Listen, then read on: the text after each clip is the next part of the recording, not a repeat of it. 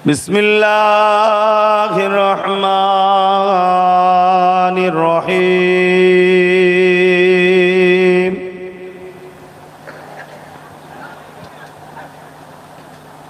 একটু ভাষা সামান্য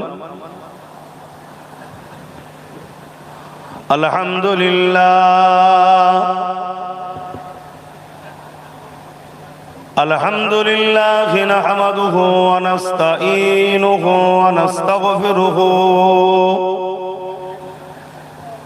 ونؤمن به ونتوكل عليه ونعوذ بالله من شرور أنفسنا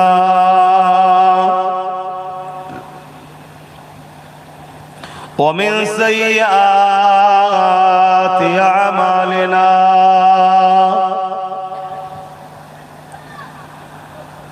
من يهدي الله فلا مضل له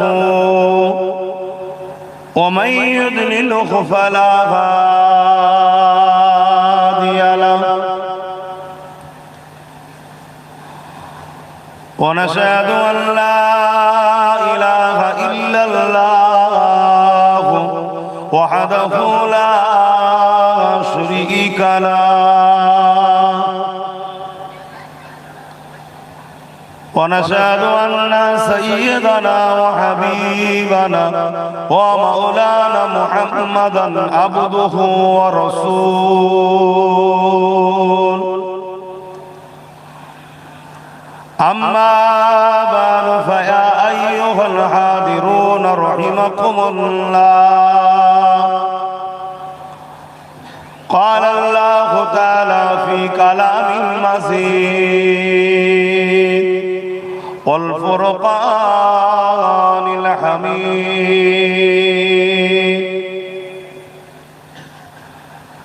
إن الله وملائكته يصلون على النبي يا أيها الذين آمنوا صلوا عليه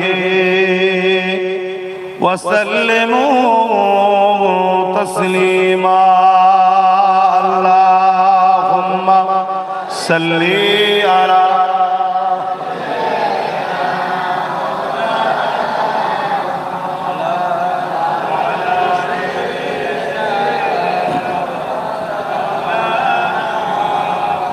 زبان کھلی اللہم صلی علی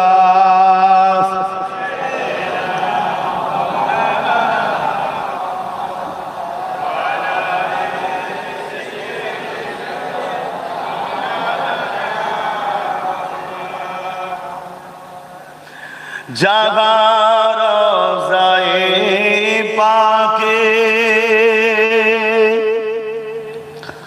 خیر الورا ہے وہ جنت نہیں ہے تو پھر اور کیا ہے اللہم صلی علی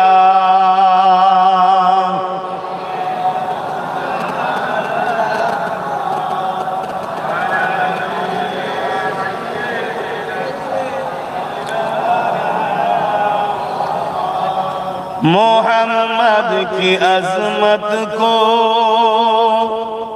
کیا پوچھتے ہو محمد کی عظمت کو کیا پوچھتے ہو او صاحب کعبہ کوثر ٹھہرے بسر کے سرے عرصے میں خیمہ نوازی اے عظمت نہیں ہے تو پھر اور کیا ہے اللہم صلی علی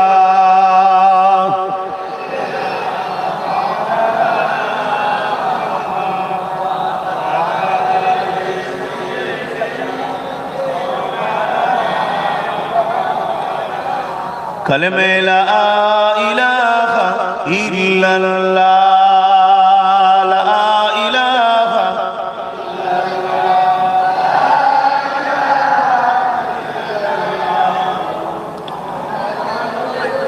हस्बी रब्बी जल्लल्लाह मा फी क़ल्बी खैरुल्लाह नूर मुहम्मद सल्लल्लाह हक़ ला इलाहा इल्लल्लाह ला इलाहा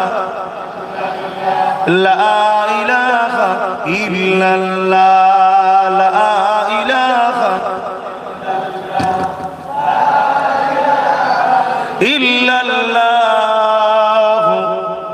मुहम्मदुर रसूलुल्लाह अल्लाहुम्मा सल्ली अला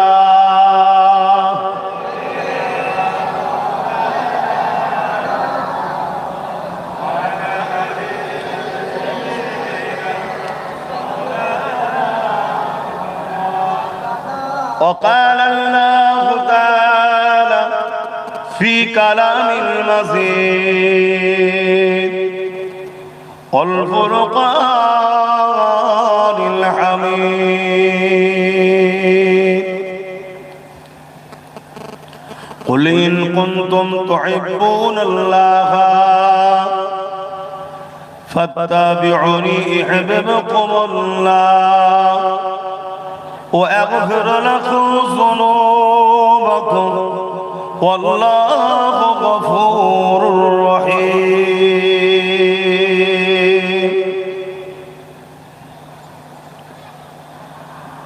وقال النبي صلى الله عليه وسلم لا يؤمن أحدكم حتى أكون أحب إليه من والده وولده والناس أجمعين উপস্থিত আমার আব্বা জানেরা, আমার নওজোয়ান তরুণেরা, ছোট ছোট বাচ্চারা, উলামা হযরত, হাফিজে কোরআন, নামাজি মুত্তাকি পরহেজগার ইমাম সাহেবগণেরা, দূর দূরান্তে অবস্থিত আমাদেরই সকলের মা ও বোনেরা, আজ পূর্ব মাদারীপুর হাজী মুস্তাফা মাদানী রাহমাহুল্লাহ হুজুরের এলাকার মানুষ আপনারা, সেই মাদারীপুরে দাড়িয়ালা গ্রামে বাৎসরিক ঈদে মিলাদুন নবীর মাহফিলে আপনারা এসেছেন যারা, আপনাদের সকলকে নিয়ে সর্বপ্রথম আল্লাহ রাব্বুল আলামিনের শুকরিয়া আদায় করে বলি আলহামদুলিল্লাহ, যে আল্লাহ আমাদেরকে হায়াতে রেখেছেন, আশরাফুল মখলুকাত বানিয়েছেন, আখিরি কিতাব কোরআনের অনুসারী বানিয়েছেন এবং সর্বকালের সর্বশ্রেষ্ঠ সুলতান, সর্বকালের সর্বশ্রেষ্ঠ বাদশাহ, সর্বকালের সর্বশ্রেষ্ঠ নবী, সর্বকালের সর্বশ্রেষ্ঠ রাসূল, সমস্ত দিক দিয়ে সর্বওয়ান আল্লাহ জিনার সম্বন্ধে বলেছেন ইন্নাকা লাআলা খুলুকিন আযীম, সবথেকে উত্তম চরিত্রওয়ালা হযরত প্রফেট মুহাম্মদ রাসূলুল্লাহ সাল্লাল্লাহু আলাইহি। তাই সকলে আরো একবার খুশিয়ে বলি আলহামদুলিল্লাহ। আজ কিছু কম বেশি ১৫০০ বছর হয়ে গেছে আমার নূর নবী দয়ার নবী দুনিয়া থেকে দুনিয়ার জমিনে আগমন করেছিলেন। সেই নবী পাক সাল্লাল্লাহু আলাইহি ওয়াসাল্লাম যখন এসেছিলেন, দুটো কাজ করতে এসেছিলেন, ন্যায়কে প্রতিষ্ঠিত, অন্যায়কে মিটাতে। কটা কাজ করতে? দুটো। অন্যায়কে মিটানো, ন্যায়কে প্রতিষ্ঠিত। এই পৃথিবীতে যুগে যুগে দুটো দল ছিল, আজও দুটো দল আছে, কিয়ামত পর্যন্ত দুটো দল থাকবে। একটা হলো রহমানের দল, আর একটা হলো আজাজিল ইবলিস শয়তানের দল। 1 লক্ষ মতান্তর 2,24,000 নবী রাসূল এসেছেন রহমানের দলে মানুষকে ডাকতে, আর প্রতিটা নবীদের সঙ্গে ইবলিসের দলের লোকেরা ঝগড়া করেছে। আমার ভূমিকাগুলো একটু বুঝবেন ভাই, আমার ভূমিকাগুলো একটু বুঝতে হবে, বিশেষ করে যুবকগুলো শোনো। কেন তোমরা না জানাতে হলো, অইচ্ছাকৃত হলো, বড় প্ল্যান করে শয়তানের দলে চলে যাচ্ছ। খেয়াল করে শোনো, পাখাটা সামনে দিয়েছেন, সমস্যা হচ্ছে। পাকা সবসময় দিতে হয় পিছন থেকে। এতদিন জলসা করছেন, এই আইডিয়া হয় না। এই হাওয়া আমার নাকে লাগছে, গলাতে লাগছে। শুনছেন আপনারা? ভাই ডিস্টার্ব যদি আপনারা করেন, আপনাদেরই ক্ষতি হবে, আমার কিছু হবে না। আমি তো এসেছিলাম বলতে, আপনারা যদি না নিতে পারেন আমি কি করব? আর কমিটিকে বলবো কানের কাছে এসে বলবেন না, পাড়ে লোক আছে নাবার জন্য। আমি ওই কাজ করতে আসিনি, ভালোবেসে বলার ডিউটি ছিল, বলে দিয়েছি। যার ভালো লাগবে নামবে, যার ভালো লাগবে না মাপবে না। জোর করে কখনো ধর্ম হয় না, এটা অন্য কোনো কিছু হতে পারে। আমাদের ধর্মে জোর জবরদস্তি চলে না। যার প্রেম নেই, মহাব্বত নেই, সে কোনো কাজ করেও কামিয়াবি নাই। কথা বুঝলেন? তাহলে যত নবীরা এসেছেন, প্রতিটা নবীদেরও কাজ ছিল কটা? দুটো। অন্যায়কে খতম করো, স্রষ্টার জমিনের উপরে আসমানের নিচে শান্তি প্রতিষ্ঠিত করো, ইনসাফ প্রতিষ্ঠিত করো, ইনসানিয়াত প্রতিষ্ঠিত করো, ন্যায় প্রতিষ্ঠিত করো, অন্ধকার মিটিয়ে দাও, মিথ্যা বন্ধ করো, জুলুম বন্ধ করো। এটা প্রত্যেকটা নবীদের কাজ। আর এই কাজ দিয়ে নবীদেরকে পাঠিয়েছেন কে? আল্লাহ। আজ থেকে 1,500 বছর আগে, কিছু কম বেশি আগে, বা 2000 বছর আগে ঈসা আলাইহিস সালাম চলে যাবার পর এই পৃথিবীটা অন্ধকারে আচ্ছন্ন হয়ে গিয়েছিল। সন্তান বাপকে খুন করত, সন্তান মায়ের ইজ্জত লুটত, বাপেরা ব্যক্তিদের ঘরে জ্যান্ত পুঁতে দিত, বড়রা ছোটদেরকে হত্যা করত, শাসক যারা ক্ষমতাশালী ছিল গরিবদের ঘরে কৃতদাস দাসী বানিয়েছিল। এক কথায় ইনসাফ বলে নাই বলে কিছু ছিল না। জুলুমের সাম্রাজ্য, অশান্তির সাম্রাজ্য, ফিতনা ফাসাদের দাবানল দাও দাও করে জ্বলেছিল। পৃথিবীর সমস্ত মানুষ আসমানমুখ হয়ে অপেক্ষা করছে, কেউ একজন আসবে আমাদেরকে জুলুম থেকে মিটাবে।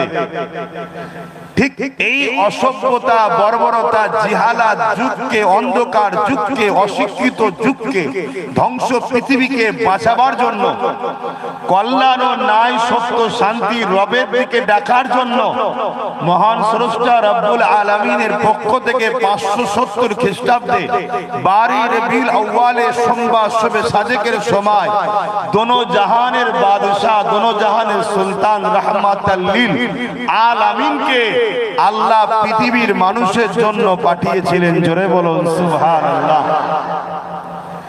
তিনি এসে যখন ওই অন্যায়ের বিরুদ্ধে ন্যায়ের পক্ষে, মিথ্যার বিরুদ্ধে সত্যের পক্ষে, অন্ধকারের বিরুদ্ধে যখন আলোর পক্ষে, মনুষ্যত্বের পক্ষে, ইনসাফের পক্ষে, ইনসানিয়াতের পক্ষে, কল্যাণের পক্ষে, স্রষ্টার পক্ষে যখন তিনি প্রচার করতে শুরু করলেন, তিনার বিরুদ্ধে তৎকালীন সময় ক্ষমতাশালী, প্রভাবশালী আবু জেহেল, উদবা, সাইবা, আবু লাহাব, উমাইয়া, এমন করে সব বড় বড় তাব্বর শয়তানগুলো হুজুরের পিছনে লেগে গেল। শুনছেন? তাহলে আজ আমরা সেই হুজুরের কথা বলার জন্য আজকের আবু জেহেল, উদবা, সাইবার উত্তরসূরির আছে না? তারা যদি আমাদের পিছনে লেগে যায়, আর উলামা হিসেবে যদি মনে করি না বাবা দরকার নেই, তাহলে আমরা হুজুরের খাদেম হতে পারলাম না। এটা আপনাকে মাথায় রাখতে হবে। দুটো দিক আছে। ন্যায়ের পক্ষে যখনই আপনি কথা বলবেন, শয়তানের অনুসারীরা আপনাকে ডিস্টার্ব করবে। এমনকি রোম, কেসরা, কাইসার, পারস্য, পুরো পৃথিবীর বড় বড় সুপার পাওয়ার গুলো আমার নবীর বিরুদ্ধে লেগে গেল। গুপ্তচর পাঠাচ্ছে আমার নবীকে বিষয়ে, কে যাও খোঁজ লাও। কেসরা থেকে এক গুপ্তচর এসেছে, নাজ্জাসী বাদশার দরবার থেকে গুপ্তচর এসেছে। তারা গিয়ে বলছে যে পৃথিবীতে অনেক রাজ দরবারে ঘুরেছি, কিন্তু মোহাম্মদ রসুলের প্রেমিকদের মতো প্রেমিক কাউকে দেখিনি। জোরে বলুন সুবহানাল্লাহ, আল্লাহু আকবার। অতএব তার মোকাবেলায় কেউ পারবে না। রোম সম্রাট, নাজ্জাসী সম্রাট, পারস্য সম্রাট, কেসরা, কাইসার, এরা বলছে কেন আমাদের থেকে লোক বেশি, অস্ত্র বেশি, পাওয়ার বেশি। তাদের গুপ্তচরেরা বলছে না না, গুটি কতগুলো, তাহলে ভয় দেখাচ্ছ কেন? বলছে না, আমরা অবাক হয়ে গেছি, মুহাম্মদ রাসূল সাল্লাল্লাহু আলাইহি সাল্লাম মুখে থুতু নিক্ষেপ করার যখন প্রয়োজন মন করে আমরা আপনাকে পাত্র দিই, সিলিমচি দিই। আর মুহাম্মাদের অনুসারীরা বিনা মাইনেতে, বিনা ভাড়াতে, আমরা তো আপনাদের ভাড়া নিয়ে আছি, মোহাম্মদ রসুলের থুতুটাকে লিবার জন্য হাত পেতে রেসারেসি কম্পিটিশন করছে। হুজুর আমার হাতে, আমার হাতে, আমার হাতে। যার হাতে পড়লো সে নিজেকে সৌভাগ্যবান মনে করে সেটা চেহারাতে লাগাতে লেগেছে। জোরে বলুন সুবহানাল্লাহ, আরো জোরে বলুন সুবহানাল্লাহ। আজকে বুঝবেন সেদিনের সুপার পাওয়ার রোম, পারস্য, কেসরা, কাইসার, তারাও স্বীকার করেছে মোহাম্মদ রসুলকে মিটানো কখনো সম্ভব। মিটাতে পেরেছিল? উপরন্তু তারা নিজেদের গর্দানকে মোহাম্মদ রসুলের কদমে গোলামির জন্য কোরবান করেছে। জোরে বলুন সুবহানাল্লাহ। আজকে নতুন করে তাম পৃথিবী জুড়ে আবার শয়তানের দলের লোকেরা, ইবলিসের দলের লোকেরা, আজাজিলের দলের লোকেরা ক্ষমতা একটু পেয়েছে, মাথা তুলেছে, ইসলাম ও মোহাম্মদ রসুলকে মিটাবার চেষ্টা করছে। আপনাদের আকীদা কি? আপনাদের বিশ্বাসটা কি? একটু উত্তরটা জোরে দেবেন, প্রশ্নটা আমি করছি। আজকের যারা হুজুরের বিরুদ্ধে লেগেছে তাদের কাছে হয়তো কিছু ক্ষমতা আল্লাহ দিয়েছে, তাদের হাতে হয়তো কিছু পাওয়ার আছে, তারা এই পাওয়ারের জোরে, গরমের জোরে আমার রসুলকে, রসুলের দিনকে, নবীর দিনের দায়ী উলামাদের ঘরে যে মিটাতে চাইছে বা চেষ্টা করছে। আপনাদের আকীদাটা কি? এরা কি মিটাতে পারবে মনে হয়? আওয়াজ ঠিক হলো না উত্তরে, আরো উচ্চ আওয়াজে যাই। কেন এদের আব্বা দাদরাও পারেনি, তারা আরো বড় বড় শক্তিশালী ছিল, তারা আরো বড় বড় জুলুম করেছে। ইতিহাস তো আমরা ভুলে গেছি। আমাদের ছেলেদেরকে একটু কেস দিলে, একটু মারলে, একটু জুলুম করলে অমনি সব বলছে কি হবে, কি হবে, কি হবে। আগেকারের ইতিহাস শুনেছেন কি জুলুম করেছে? হ্যাঁ, আল্লাহ নবী সাহাবী হযরতে খুবাইব রাদিয়াল্লাহু তাআলা আন খ্রিস্টান বাদশারা বন্দী করেছে। বন্দী করে বলছে, খুবাইব আমার রাজ্যের সুন্দর নারীর সাথে বিয়ে দেবো, রাজ্যের অর্ধেক সম্পদও দিয়ে দেবো, শুধু মোহাম্মদ রসুলকে ছেড়ে দাও, তার নামটা লিও না। আজকে অনেকে আই লাভ মোহাম্মদ রসুল লিখলে নাকি বুকে ব্যথা হচ্ছে, শুনছেন তো নাকি? এটা নতুন নয় বাপ, এটা যুগে যুগে চলে আসছে। তবে যারাই চেষ্টা করেছে আল্লাহ তাদেরকে মিটিয়েছে। আমার নবীর প্রেমিক যত নবীর বিরুদ্ধে লেগেছে, নবীর প্রেমিক তত আল্লাহ নতুন নতুন করে বানিয়ে দিয়েছে। জোরে বলুন সুবহানাল্লাহ। হযরতে খুবাইব রাদিয়াল্লাহু তাআলা আন, তিনাকে হাজারো দিক দিয়ে চেষ্টা করা হচ্ছে, লাস্টে কোনো দিক দিয়ে যখন মানছে না, বাদশাহ বড় পেস্টিজে পড়ে গেছে, রাগে নিয়ে গেছে খোবায়েব হুজুরকে সুলির কাছে। সুলি এখন, আগেকার সময় একটা বড় লম্বা রড থাকতো, পুরো গোল ধারালো, তার মাথাটা বড় সরু, মানুষকে নিয়ে গিয়ে ওই পায়খানার রাস্তায় বসিয়ে দিত, ওটা গিয়ে মাথা দিয়ে বেরিয়ে যেত। এইভাবে আগেকারে শাস্তি দিয়ে মানুষকে মারত। হযরতে খোবায়েব রাদিয়াল্লাহু তাআলা আনহু, শুনছেন তো আব্বাজানেরা? কারণ আমাদের অনেকের আবার ধারণা আমরা একটু নামাজ রোজা রেখে ফেলে মনে করি বিরাট দিন করে ফেলেছি। না, খবরদার, এই অহংকার আনবেন না। আল্লাহ পড়িয়েছে, শুকরিয়া আদায় করেন যে আল্লাহ আপনি আমায় তৌফিক দিয়েছেন আপনাকে সিজদা দিবার, আমি আপনার শুকরিয়া আদায় করছি। নবী পাকের দ্বীনের যে কুরবানি সাহাবারা দিয়েছে, নবী পাকের দ্বীনের জন্য রাসূলের আহলরা যে কুরবানি দিয়েছে, নবী পাকের দ্বীনের জন্য নবীর প্রেমিকরা যে সাহাবীরা যে কুরবানি দিয়েছে, পুরো পৃথিবীর মানুষ এক পাল্লায় রাখলো, সিদ্দিক আকবরের ঋণকে কেউ শোধ করতে পারবে না। জোরে বলুন সুবহানাল্লাহ। আজ বড় দুঃখ লাগে, দুনিয়ার স্বার্থে একদল লোক সিদ্দিক আকবরের খুনকে আজকাল গালিগালাজ করছে। সমাজে আছে না নাই? আরে তোর ভালো লাগে না, তার সাথে মতের মিল খাচ্ছে না, কি সমস্যা হয়েছে, কি ডিভাইড হয়েছে, এখন দুজন দুদিকে দূরে থাক না, গালাগালি করছিস কেন? কাকে গাল দিচ্ছিস? বুঝ নাই? কিন্তু না, যার মধ্যে ঈমান নাই তাকে ধর্ম বুঝিয়েও তো লাভ নাই। কমসে কম আপনাদের তো বুঝা দরকার, গাল দেওয়া আর গাল দেওয়ালাকে সাপোর্ট করা এক না আলাদা, এটা তো কমসে কম আপনাদের বুঝা দরকার। তাই একটু বুঝাচ্ছি। তো ভাইরা আমার, মিশন একটাই, আমার নবীর দ্বীনকে মুছে দাও। মিশন একটাই। এই মিশনে কাজ আমেরিকা করছে, এই মিশনে কাজ ফ্রান্স করছে, এই মিশনের কাজ ব্রিটেন করছে, এই মিশনের কাজ লন্ডন করছে। তাম পৃথিবীতে একটাই মিশন, আমার ভারতবর্ষ এই মিশনের উপরেই চলছে। কি? ইসলামকে মুছে দাও। আমি বড় পাওয়ারের সাথে বলছি, এদের মিশন একটাই। আর এরা হাজারো চেষ্টা করেছে, আগেও করেছে, আজও করছে। আমি চ্যালেঞ্জের সাথে বলছি, ইসলাম মুছতে তো পারবে না, কিন্তু এতটুকু বলতে পারি, ইসলামের পিছনে লাগলে ইসলাম আরো বিস্তার লাভ করবে। জোরে বলুন সুবহানাল্লাহ। কেন? ইতিহাস বলছে বুশও চেয়েছিল আমেরিকা থেকে ইসলাম মুছে দেবো, কিন্তু আমার আল্লাহ বুশেরই কন্যাকে কোরআনের হাফেজা করিয়ে মুসলমান বানিয়ে তার ঘরে ঢুকিয়ে দিয়েছে। বলুন সুবহানাল্লাহ। ব্রিটেনও চেয়েছিল ইসলামকে মুছে দেবো, সেই ব্রিটেন বলছে আগামী 40-45-এর মধ্যে পুরো ইউরোপ কান্ট্রি হবে সংখ্যা গুরু ইসলাম। জোরে বলুন সুবহানাল্লাহ। কিন্তু একটা ভয়ানক বিষয়, ওই বিষয়টা হলো আমরা মিটে না যায়। যদি এটা কি করে বলছেন ইসলাম যখন মিটবে না? হ্যাঁ, আমরা না মিটে যাই। কেন? আমাদের মধ্যে মুনাফিক মুসলমানরা ইসলাম থেকে আমাদেরকে সরিয়ে দিচ্ছে, ইসলাম থেকে সরিয়ে দিচ্ছে, এজন্য আমরা না মিটে যাই।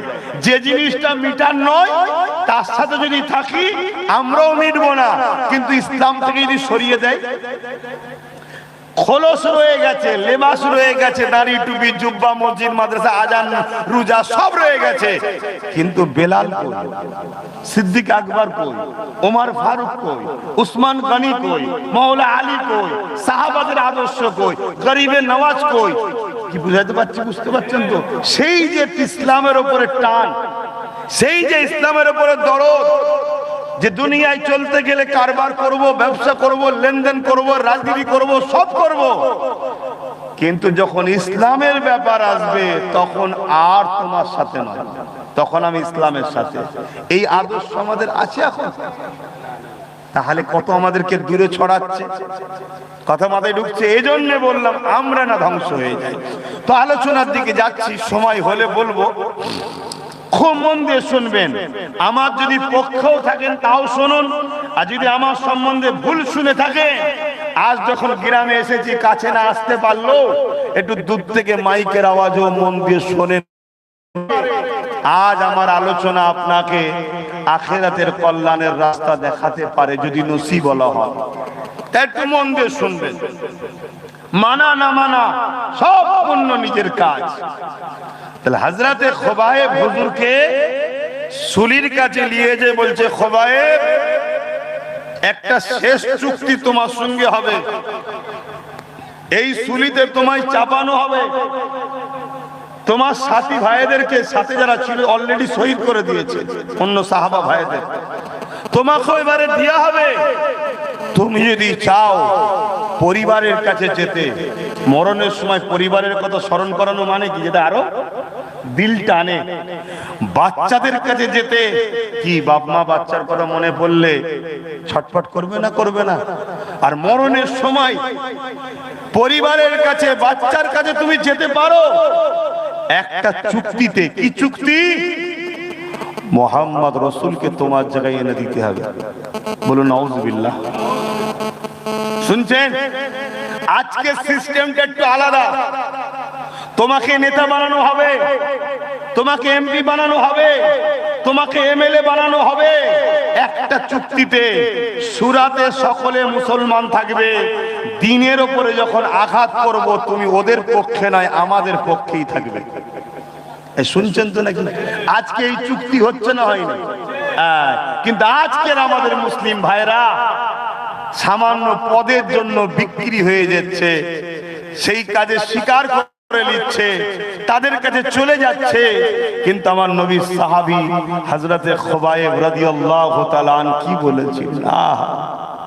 গ্রাম্য মানুষ, মক্কায় তখন এত আলো ছিল না, এত ঘর ছিল না, খেটে খাওয়া মানুষ ছিল সেই সময়ের মানুষ। হযরতে খুবাইব হুজুর বলছেন, এ জালিম ইহুদি বাদশা, খ্রিস্টান বাদশা, কি মনে করো তুমি আমাকে? মুহাম্মাদের প্রেমিকদের ঘরে তুমি কি মনে করো? মুহাম্মদ রাসূলের সাহাবাদের তুমি কি মনে করো? তুমি আমাকে রাজত্ব দেবে বলেছিলে, ঠুকরে দিয়েছি। সুন্দর নারীর সঙ্গে নেকা দেবে বলেছিলে, ঠুকরে দিয়েছি। সুলির সামনে দাঁড় করিয়ে সাথী ভাইদেরকে মেরে দিয়ে, আমায় ভয় দেখিয়ে, পরিবার বাচ্চাদের লোভ দেখিয়ে আমাকে তুমি চাইছো মুহাম্মদ রাসূল যাতে তোমার কাছে এনে দিই। শোনো, আমার রাসূলের পায়ের কাঁটা ফুটাতে কেউ চাইবে, বিনিময়ে যদি পরিবারের জান চাই, বাচ্চার জান চাই, আমি খুবাইব আমার বাচ্চা, আমার পরিবারের জান কুরবানি করা পছন্দ করি, মুহাম্মদ রাসূলের পায়ে কাঁটা ফুটা পছন্দ করি না। জোরে বলুন সুবহানাল্লাহ, আরো জোরে বলুন সুবহানাল্লাহ। বলুন ঈমান কাকে বলে? আমরা শুধু তাকবীর দিই, আর যখন কেউ কিছু বলে বিরাট বিরাট মিছিল, পদসভা, র্যালি, মেরে ফেলবো, ভেঙে ফেলবো, গুড়িয়ে ফেলবো। একবারও ভাবি না যে আমাদের সমাজের মধ্যে যারা রয়েছে তারা আমার নবীর দিনের যদি উপকার করতে নাও চায়, কমসে কম ক্ষতি যেন না করে এমন লোকের সাথে আমরা থাকবো। কিন্তু আমরা ওটা ভাবি? আমরা ভাবি না। আমরা কি ভাবি? কে 500 টাকা দিচ্ছে দেখ, কে 1000 টাকা দিচ্ছে দেখ, কে একটু বিরিয়ানি দিচ্ছে দেখ, চ চ চ চ, ও নবীর দিনের বিরুদ্ধে হয়, হোকে যাক। কি আমার কথা কি ভুল হচ্ছে? আর এই কথা যখনই বলবো, ইবলিসের দলের চেলারা আমাকে বিরুদ্ধে কথা বলবে না? বলবে, হ্যাঁ বলবে। ওয়াজকে কাটিং করে ছড়াবে, হাজারো চেষ্টা করে। আরে করকে যা, করকে যা। মান আহাব্বা লিল্লাহ ওয়া আবগাদা লিল্লাহ ওয়া আতা লিল্লাহ ওয়া মানা লিল্লাহ ফাকাদ ইস্তাকমালাল ঈমান। ভালোবাসতে হবে আল্লাহর জন্য। কার জন্য? দুশমনি করতে হবে আল্লাহর জন্য। কার জন্য? আত্মীয়তা করতে হবে আল্লাহর জন্য। কার জন্য? দুশমনি বিচ্ছেদ হতে হবে আল্লাহর জন্য। কার জন্য?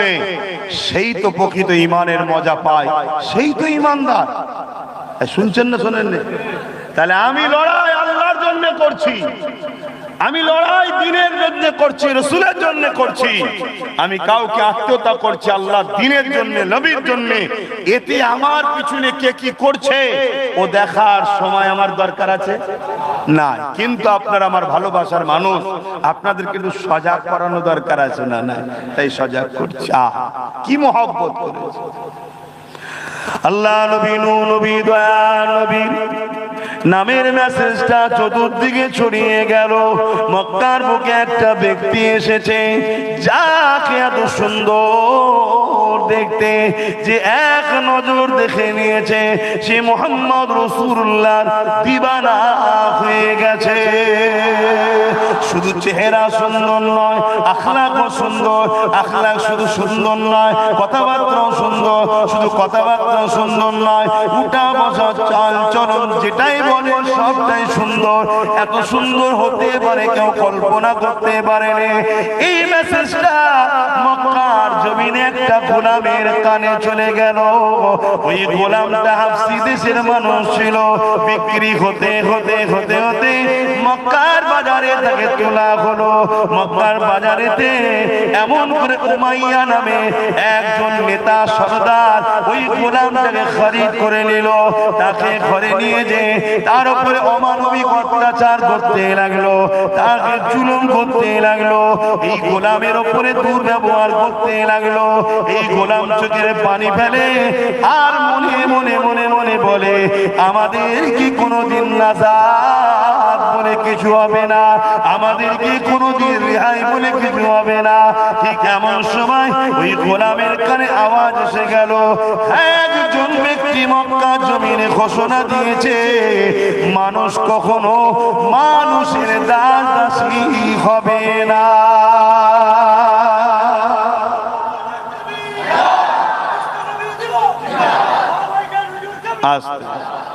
আমার মাহফিলে আমার স্লোগান দেবে না, বাইরে দেবে, বাইরে দেওয়া দরকারও আছে, দেবে, কথা বুঝে আসছে, কিন্তু মাহফিলে নয়। কেন মাহফিলটা আমি এমন কিছু ব্যক্তি নয় যে এখানে স্লোগান আমার দিতে হবে। এটা আমার হুজুরের মাহফিল, এটা অনেক বড় ব্যাপার।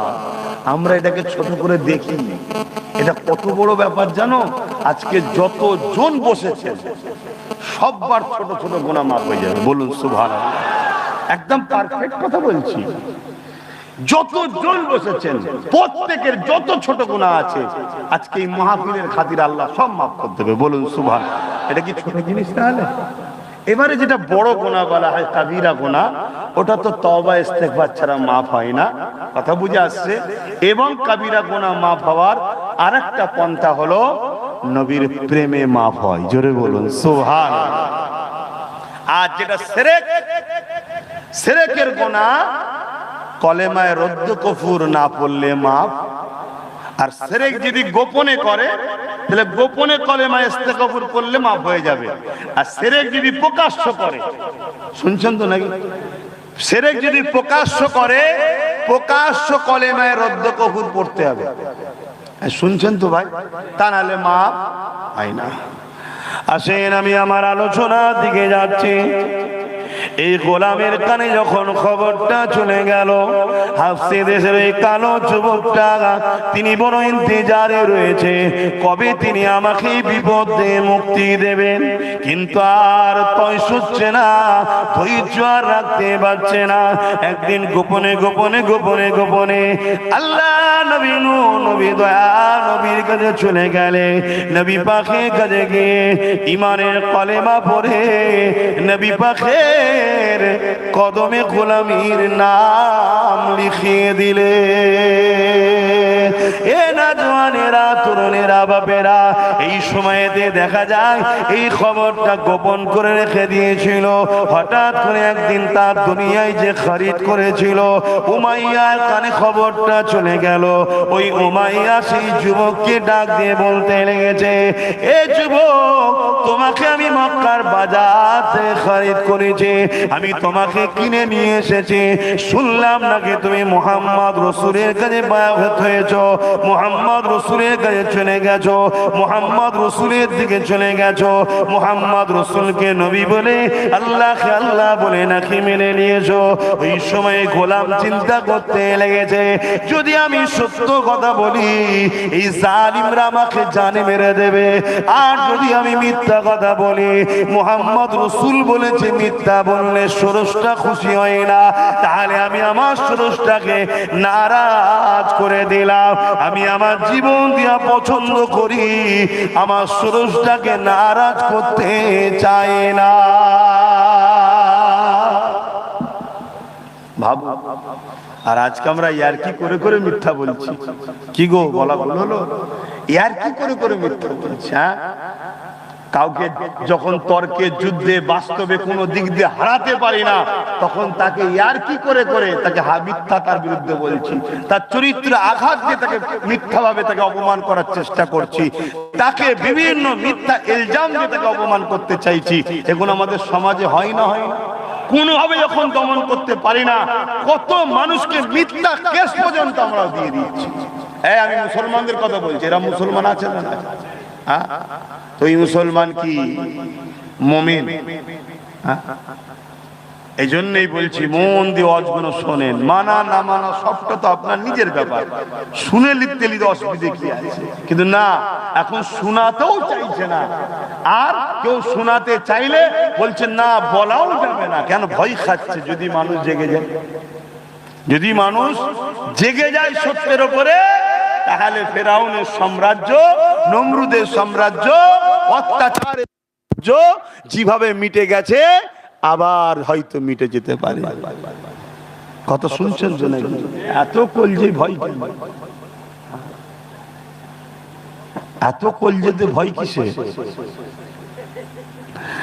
বাপেরা, নওজোয়ান তরুণেরা, এই সময় দেখা যায় উমাইয়ার কাছে ওই যুবক আফসি দেশের সন্তানটা বলতে লেগেছে, এ উমাইয়া, আপনি যা শুনেছেন সত্য শুনেছেন। লা ইলাহা ইল্লাল্লাহ মুহাম্মাদুর রাসূলুল্লাহ, আশহাদু আল্লা ইলাহা ইল্লাল্লাহ ওয়া আশহাদু আন্না মুহাম্মাদান আবদুহু ওয়া রাসূলুহু।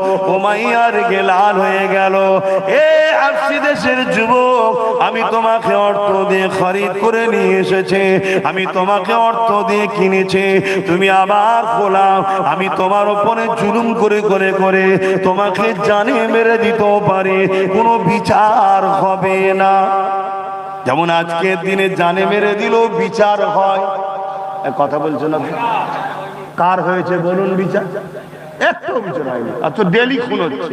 তার মানে কি আজকে সেই আবার আবু জেল, উতবা, সাইবা, আবু লাহাব জাহিলিয়াতের যুগ শুরু হয়েছে। অত উম্মতে মুহাম্মাদির কাজ কি? এই জাহিলিয়াত যুগে সাথ দেওয়া না বিরোধী করা? কেন? আমার নবী বিরোধী করেছিল, তাই তো নাকি? হ্যাঁ, এটা মাথায় রাখতে হবে।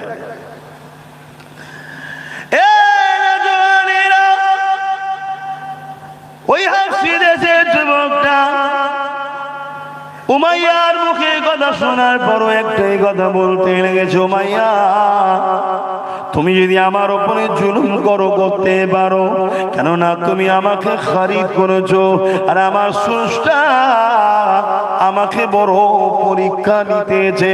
তিনি যে বলেছে তোমরা আমাকে ভালোবাসো, আমি আল্লাহ পরীক্ষা নেব, আমাকে আমার স্রষ্টা পরীক্ষা নিতে লেগেছে। তিনি আমাকে গরিব বানিয়ে পরীক্ষা নিচ্ছে। এ যুবকেরা, বাপেরা, মায়েরা, মন দিয়ে শোনো, আল্লাহ আমাদেরকে পরীক্ষা নেবে। কাউকে গরিব বানিয়ে পরীক্ষা নেবে, কাউকে বড় লোক করে পরীক্ষা নেবে, কারো ধন দৌলত নষ্ট করে পরীক্ষা নেবে, কারো চাষবাস ক্ষতি করে পরীক্ষা নেবে, কাউকে বিমার দিয়ে পরীক্ষা নেবে, কাউকে সুন্দর সুস্থ শরীর দিয়ে পরীক্ষা নেবে, আবার কাউকে জালিম রাজার আন্ডারে রেখে জুলুম করে পরীক্ষা নেওয়া হবে, অর্থাৎ জালিম শাসকের জুলুমের মধ্যে পরীক্ষা নেওয়া হবে। আবার কাউকে আল্লাহ ক্ষমতাশালী, প্রভাবশালী নেতা বানিয়েও পরীক্ষা নেবে, যে আমি তো ক্ষমতা দিলাম, ক্ষমতায় বসে তুই মানুষের উপরে জুলুম করিস না, আমার সৃষ্টিকে সাহায্য করিস, এই পরীক্ষাও আল্লাহ নেবে। কি করলে বেলা নেবে? আমার অসুবিধা হচ্ছে, পরীক্ষা চারিদিক দিয়ে আল্লাহ নেবে। তবে সব থেকে কঠিন পরীক্ষা নবীদেরকে নিয়েছে। আবার নবীদের মধ্যে থেকে সব থেকে কঠিন পরীক্ষা আমেনার লাল আব্দুল্লাহ দুলালকে নিয়েছে। বলুন আল্লাহু আকবার। যার জন্য আল্লাহ সব বানিয়েছে, যাকে আল্লাহ বন্ধু বলেছে, যে কাঁদলে আল্লাহ ফেরেশতা পাঠিয়ে সান্ত্বনা দেয়, বন্ধুকে বলো আপনি যা চান তাই দেবো, বলুন সুবহানাল্লাহ। সেই বন্ধুকে আবার সব থেকে বেশি আজমাইছে আল্লাহ। কি বুঝছেন? তাহলে ভালোবাসলে আল্লাহ পরীক্ষা নেবে, তাই তো নাকি? তাহলে আপনাদের কারো যদি পরীক্ষা বড় হয়, তার মানে জানতে হবে আমাকে বেশি ভালোবাসে। কত শুনছেন তো? আর যদি আমি এখানে আরেকটা কথা বলি, সাহাবা হুজুররা কখনো কখনো এসে নবীর কাছে কাঁদতেন। কি জন্যে? যে হুজুর আমাদেরকে কি আল্লাহ ভুলে গেলেন? কেন এ কথা বলছো কেন? না হুজুর কোনো মুসিবত আসছে না, বিমারও হচ্ছে না, কিছুই কষ্ট হচ্ছে না, বড় আনন্দে শান্তিতে আছি, তাই আমাদের বড় ভয় লাগছে, আল্লাহ কি ভুলে গেলেন? ভাবতে পারছেন? আর আমরা শান্তির আশায় দুনিয়ায় পেরেছি, কি করে পাবো? দুনিয়া শান্তির জায়গা নয়। দুনিয়া যত তুমি কষ্টে থাকবে, যত পরীক্ষা নেওয়া হবে, যত তুমি বিপদের মধ্যে থাকবে, যদি তুমি ইমানদার হও 100% আল্লাহর সাক্ষী রেখে বলছি, তুমি নিশ্চিন্তায় থাকো, আমার আল্লাহ তোমাকে 8-10 জনের থেকে বেশি ভালোবাসে। জোরে বলুন সুবহানাল্লাহ। জানি না আব্বাসকে আল্লাহ ভালোবাসে কিনা, কেন আমাকে তো সেই পরীক্ষা আল্লাহ লাইনে, যে পরীক্ষা ওলি আল্লাহ আমার 5 হুজুরকে নিয়েছিল, আমার মুজাদ্দিদ জামানকে নিয়েছিল। তবে যেটা লিখছে আল্লাহ যেন ওতে পাস করারও তৌফিক দেয়। বলুন আমিন। কেন আমরা বড় দুর্বল হয়ে গেছি, তাই না? বাপেরা, নওজোয়ান তরুণেরা, হযরতে এমন করে ওই হাফসি দেশের যুবক ছেলেটার পরীক্ষা নিতে শুরু হয়ে গেল, আর তার উপরে জুলুম অত্যাচার শুরু হলো। এ যুবক, তোমার আমার উপরে কি পরীক্ষা হয়েছে? হাফসি দেশের এই কালো যুবকটার উপরে এমন করে দেখা যায় গরম রড করে আগুনে আংরাতে লোহাকে দিয়ে লাল বানিয়ে এমন করে তিনার ঠোঁটে লাগাতে লেগেছে, আর বলতে লেগেছে, মুহাম্মদ রসুলের নাম নিও না, মুহাম্মদ রসুলকে ভালোবেসো না, মুহাম্মদ রসুলকে দিল থেকে বার করে দাও।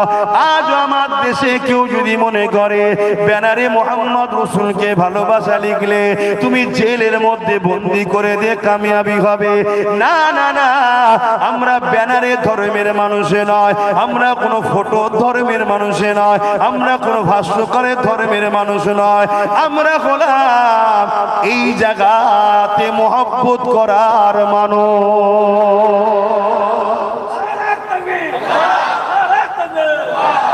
তাহলে ব্যানারে লেখা হয়েছে কেন? এটা ইজহার, এটা প্রকাশ যে আমি মুহাম্মদ সাল্লাল্লাহু আলাইহি ওয়াসাল্লামকে ভালোবাসি। তোমাদের গ্রামে ঢুকতে দেখলাম লেখা আছে, তবে কিন্তু এর আমার পিছনেও আছে। ও আচ্ছা, তবে এটা আমি পক্ষে নয়, কেন আমার নবীর নাম আমার পিছনে থাকার জিনিস নয়। অতএব দুটো কমিটির ছেলে যখন দেখে ফেলেছি, খুলে ফেলো না, খুলে তুমি সুন্দর করে একটা বড় জায়গায়, উঁচু জায়গায় দাও, উঁচু জায়গায় দাও, আমি আপত্তি করব না। খুব সাবধান বাপ, কেন আমার বাপ, আমার দাদু, আমার গোষ্ঠী, আমার সিদ্দিক আকবর এই মুহাম্মদ রসুলের গোলাম হয়েছে বলি আজকে তাদের সম্মান। বললেন না সুবহানাল্লাহ? খুব তোমার কি সমস্যা হয়েছে? আমি কি করবো? তুমি নামাজ পড়বে না, কষ্ট পাবে না, তো আমি কি করবো? কি হলো তোমার আবার? বসো বসো, খবরদার ছেলেটা তুলে দেবে, মুরব্বী মানুষ, চুপ করে বসো। আপনি নামাজ পড়বেন না তো কষ্ট তো হবেই। কেন কষ্ট কেন হচ্ছে? তোমাদের তো নিয়ে আসছে নি, ওই কৃষ্ণ আগে তোমার জলসা গিয়ে শুরু করছে, ওরম করলে হবে না, সময় কম, বিয়াদবি হচ্ছে, হুজুরে আলোচনা করছি আমি।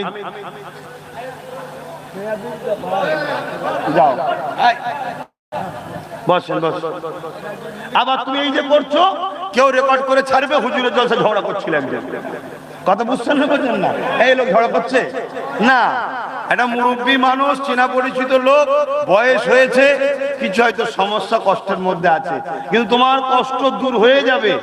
একটা কাজ করতে হবে, নামাজ কাজা করলে হবে না। তুমি নামাজ কাজা করবে, শান্তির আশা করলে হয়? এনার ছেলে পুলে কেউ নেই এখানে?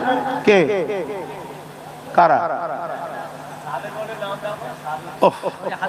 এবার বয়স্ক লোক, তুমি আমি কি বলি বলো তো বাপ?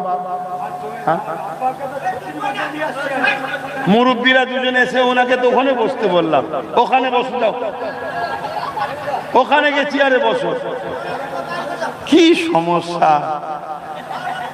শুনছেন তো নাকি? দরুদ শরীফ আল্লাহুম্মা সাল্লি আলা।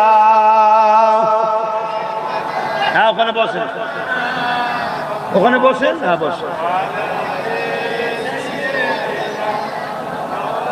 কচি এটা আদব কর বাবা। শোনেন, এই কথা যখন এসে গেছে একটু বলে দিই। আই লাভ মোহাম্মদ রসুল বা ইসলামের কোন জিনিস আমরা ফটো ধর্মের লোক নয়। আমরা কি ফটো ধর্মের লোক? আমরা কোন মূর্তি ভাষ্য করে ধর্মের লোক না, না, না। আমাদের সবকিছু এখানে, আমাদের সবকিছু এখানে এবং না দেখে বিশ্বাসী আমরা। জোরে বলুন সুবহানাল্লাহ। কিন্তু একটা যুবক ছেলে সে লিখেছে আই লাভ মোহাম্মদ সাল্লাল্লাহু আলাইহি ওয়াসাল্লাম, আমি নবীকে ভালোবাসি। কিন্তু উত্তরপ্রদেশের কানপুরে প্রশাসন বলছে এটা নাকি নতুন, লিখা যাবে না। জানি না এর নাট তখন ঢিলে ছিল কিনা, এর পুলিশ খেয়ে বসেছিল কি আমি জানি না। কেন আমার দেশের সংবিধানের 25 নম্বর ধারাতে আছে সে তার ধর্ম প্রচার প্রসার, ধর্মকে ভালোবাসা তার স্বাধীনতা, কিন্তু সে বলছে এটা নতুন। ব্যাপারটা আমার মনে হয় এমনটা ঠিক নয়। আমার মনে হয় এটাকে একটা ইস্যু করে তারা তাদের যে অনুপযুক্ত, তারা যে ওয়াদা করে ক্ষমতা এসেছিল কিছু করতে পারেনি, ওইটাকে ভুলিয়ে দিয়ে মুসলিম অমুসলিম, মুসলিম অমুসলিম একটা বিভাজন তৈরি করার হয়তো পরিকল্পনা। কিন্তু আমাদের ভাইকে যখন ধরেছে আমাদের তো একটা প্রতিবাদ করতে লাগবে, এটা ইমানি দায়িত্ব, ঠিক না বেঠিক? আমার নবীর উপরে আঘাত দিয়েছে, এ কথাকে আমি অ্যাকসেপ্ট করি না। কেন দুনিয়ায় কোনো মা তার সন্তান জন্ম দিতে পারেনি যে মুহাম্মদ সাল্লাল্লাহু আলাইহি সাল্লামের জুতা মুবারককেও ছোট করতে পারে। জোরে বলুন সুবহানাল্লাহ। শুনছেন তো নাকি? কেন আমার নবী পাক সাল্লাল্লাহু আলাইহি সাল্লামের জুতা মুবারক আল্লাহর আরশে ওঠার চান্স পেয়েছে। জোরে বলুন সুবহানাল্লাহ। দুনিয়ার কোনো মা কি এমন বাচ্চা জন্ম দিতে পেরেছে যে আল্লাহর আরশে গেছে? তাহলে আমার নবীকে ছোট করেছে, এ কথা ঠিক শুভা দেয় না। হ্যাঁ, এটা বলতে পারেন আমার নবীর সঙ্গে গোস্তাগিমূলক কথাবার্তা বলার চেষ্টা করেছে, এতে আমার নবীর কিছু যায় আসে না। বাদুর যদি চামচিকে যদি রাত্রিরে ডানা মেলে দিয়ে বলে চাঁদের আলোকে রুখে দেবো, চাঁদের কিছু যায় আসে? জোরে বলে। তথে এই মানবরূপী বাদুরগুলো যদি বলে মোহাম্মদ রসুলের উপরে আঘাত দেবো বা তার নামকে ছোট করবো, তাকে কিছু করব, আরে মাথা মোটা, আমার মোহাম্মদ রসুল চাঁদেরও নবী। জোরে বলুন সুবহানাল্লাহ। অতএব তোরা হাজারো চেষ্টা করলো আমার মোহাম্মদ রসুলের মিমেটেও আঘাত দিতে পারবি না, মোহাম্মদ রসুলের জুতা মুবারকও আঘাত দিতে পারবি না। মোহাম্মদ রসুলের জুতা তো অনেক বড় ব্যাপার। মোহাম্মদ রসুল যে ঘোড়ার পিঠে চেপে যেত, ওই ঘোড়ার পায়ে যে যে জায়গার বালিগুলো লেগেছে, ওই বালিগুলোর যে সম্মান, ওই সম্মানটার উপরও কেউ আঘাত দিতে পারবে না। জোরে বলুন সুবহানাল্লাহ। আল্লাহু আকবার। আমার নবী কে? আমার নবী কে? সূর্য ডুবছে, মৌলা আলীর নামাজ কাজা হচ্ছে, সূর্য ডুবে গেল, নামাজ কাজা হয়ে গেল, হুজুরের চোখ দিয়ে পানি আমার নবীর গালে, আমার নবী পাক সাল্লাল্লাহু আলাইহি ওয়াসাল্লামের ঘুম ভেঙে গেল। আলী কাঁদো কেন? হুজুর সূর্য ডুবে গেছে, নামাজ কাজা হয়ে গেছে। আল্লাহর নবী বললেন নামাজ চলে যাচ্ছে, তুলবে তো, তুমি নামাজ পড়ুনি? হুজুর আমি সফরে ছিলাম তো, আপনারা জামাত করে নিয়েছেন, আমার আসতে দেরি হয়ে গেছে, আমার নামাজ তো পড়া হয়নি। আপনি ডাকলেন, বসালেন, কোলে মাথা দিলেন, চোখ বন্ধ করলেন, আমি চিন্তা করছি নামাজ কাজা করব না আপনার ঘুম থেকে তুলে দেবো। আর চিন্তা করতে করতে ভাবলাম নামাজের কাজা আছে, হুজুরের মহব্বতের কাজা নাই। জোরে বলুন সুবহানাল্লাহ। তাই হুজুর আপনাকে তুলতে পারিনি, কিন্তু নামাজকে আমি এত ভালোবাসি আমার চোখের পানিও রাখতে পারিনি। আল্লাহ নবী বড় খুশি হয়ে গেলেন। নবী খুশি হয়ে বলতে লাগলেন আলী নামাজ পড়বে, রেডি হও।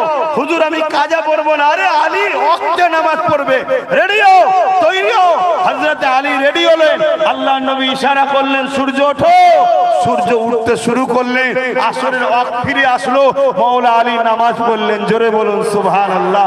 যে সকল মানবরূপী পশুগুলো, যে সকল বাঁদর মূর্খ লোকগুলো যারা আমার নবী পাক সাল্লাল্লাহু আলাইহি সাল্লামকে আঘাত দিবার চেষ্টা করছে, সে পৃথিবীর যে কোনো জায়গা সম্রাট হোক, সুলতান হোক, বাদশা হোক, নেতা হোক, কেতা হোক, যে লাট সাহেবই হোক, সব কটা জালি 2 নম্বরকে আমি চ্যালেঞ্জ দিচ্ছি, তোরা তোরা সবকটা 2 নম্বর এক জায়গায় হ, তোরা সবকটা মানবরূপী পশুগুলো এক জায়গায় হয়ে সূর্য ছেড়ে দে, চাঁদ ছেড়ে দে, একটা বাল্ব লাইট জ্বালানো হবে, ওই লাইট থেকে শুধু বল জায়গা থেকে একটু সরে যা। কোন মায়ের লাল আছে আঙুলের ইশারাতে সরাতে পারবে? জোরে বলুন পারবে? আর আমিনার লালের আঙুলের ইশারা হতে দেরি, চাঁদ 2 টুকরো হতে দেরি করে না। জোরে বলুন সুবহানাল্লাহ। তাহলে সেই মোহাম্মদ রসুলকে কেউ অপমান করেছে, তাকে আঘাত দিয়েছে, এই বক্তব্য ঠিক সমাজে মানাচ্ছে না। আপনি বলুন মোহাম্মদ রসুলের বিরোধী করার চেষ্টা করেছে, কিন্তু আমার রসুলের আঘাত দিতে কখনো কেউ পারেনি আর পারবে?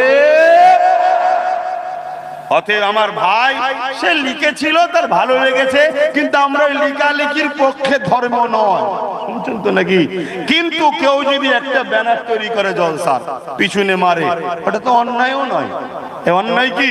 অন্যায় নয়, কিন্তু সেটাকে নিয়ে যখন তাকে বন্দী করেছে, এটা আমাদের বড় আঘাত দিয়েছে। কেন? তুমি সংবিধানের বিরুদ্ধে গেছো। প্রশাসন হতে পারো, কিন্তু সংবিধানের বিরুদ্ধে গেছো।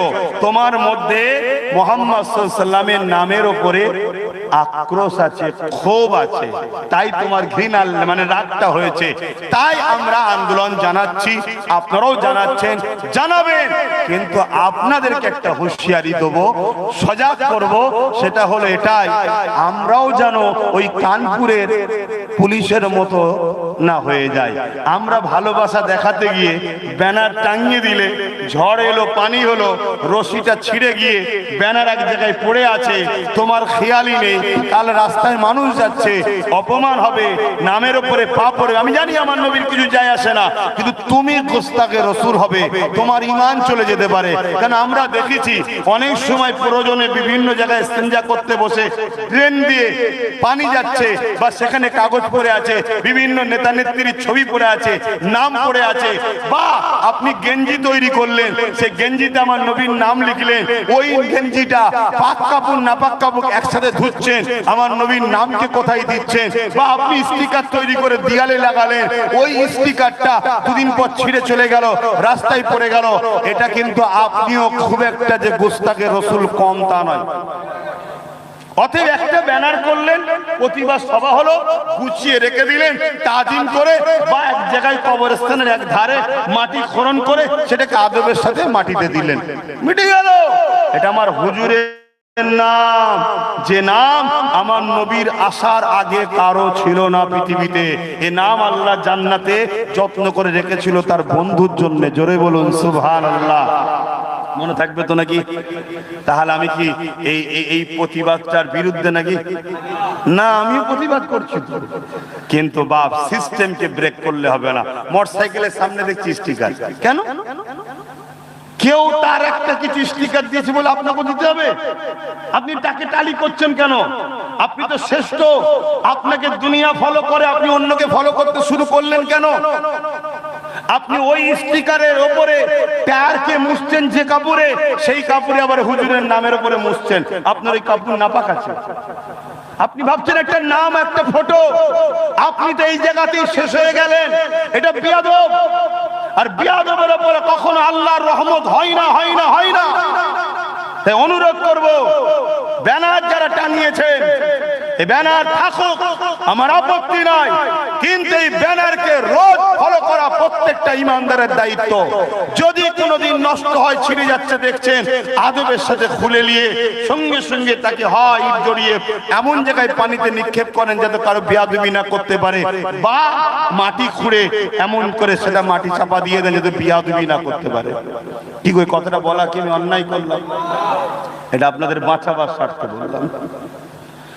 বাবেরা, আমার নবী পাকের শান মর্যাদা আল্লাহ এত দিয়েছেন, আমার নবী পাকের আজমত আল্লাহ এত দিয়েছেন। আল্লাহ পাক কোরআনের মধ্যে জানিয়ে দিলেন, ওয়ারাফানা লাকা যিকরা, হে আমার হাবিব, আমি আপনার জিকিরকে বুলন্দ করেছি আপনার খাতিরে। কতটা বুলন্দ করেছি? নবী পাক সাহাবাদেরকে বললেন, আমার জিকিরকে আল্লাহ পাক নিজের জিকিরের সঙ্গে শামিল করে দিয়েছে।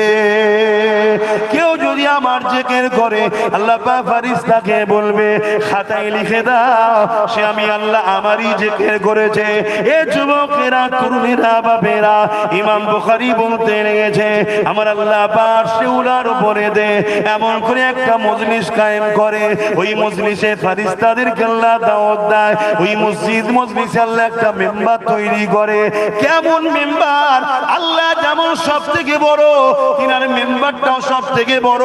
তিনি সেই জায়গাতে কুদরতি ভাবে হাজির হয়। হাজির হয়ে যাবার পরে আমার আল্লাহ পাক সেখান থেকে খেতাব করে, আলোচনা করে, ওয়াজ করে। কাদেরকে? ফেরেশতাদেরকে। ওই ওয়াজের বিষয়টা কি থাকে? ওয়াজের বিষয় হলো মুহাম্মাদুর রাসূলুল্লাহ। আরো জোরে বলুন সুবহান। এই যুবকরা শুনছো তো আমার নবীটা কে? তো তোমার আমার নবীর কাছে কেউ পৌঁছাতে পারবে? হ্যাঁ, কোন ছিঁড়া মারা ক্যাটা মারা নেতা, দুদিনের চটি চাটা নেতা কেউ হয়েছে? সে এখন ভুগছে, এরকম কত আগে ভুগেছে, সব জাহান্নামের কুকুর হয়ে ঢুকে গেছে। শুনছেন তো নাকি? আবার জাহান্নামের কুকুর বলে সমস্যা নেই। সমস্যা তাদের হবে যারা ওই কোয়ালিটি। আমার হুজুরের উপরে যে আঘাত দেবে হবে। দাদা হুজুর রহমাতুল্লাহ আলাইহির একটা কথা বলেন এসে গেছে যখন দাদা হুজুর পীর কেবলা রহমাতুল্লাহ আলাইহি কি অসুবিধা কি? এই দাদা হুজুর আমাদের তো নাকি, তাহলে আমরা আমাদের লোকের কথা বলবো, যাদের না তো শুনতে হবে না। দাদা হুজুর রহমাতুল্লাহ আলাইহি ওয়াজ করতে গেছে, মানুষকে দিনের তালিম দিচ্ছে।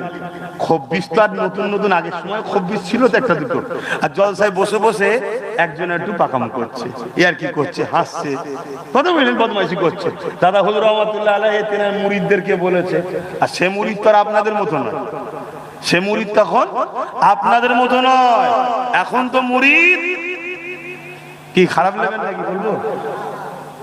এখন তো নাকে তেল দিয়ে ঘুমোচ্ছে, হুজুরদের গোষ্ঠী তুলে গাল দিচ্ছে দিকে যায়।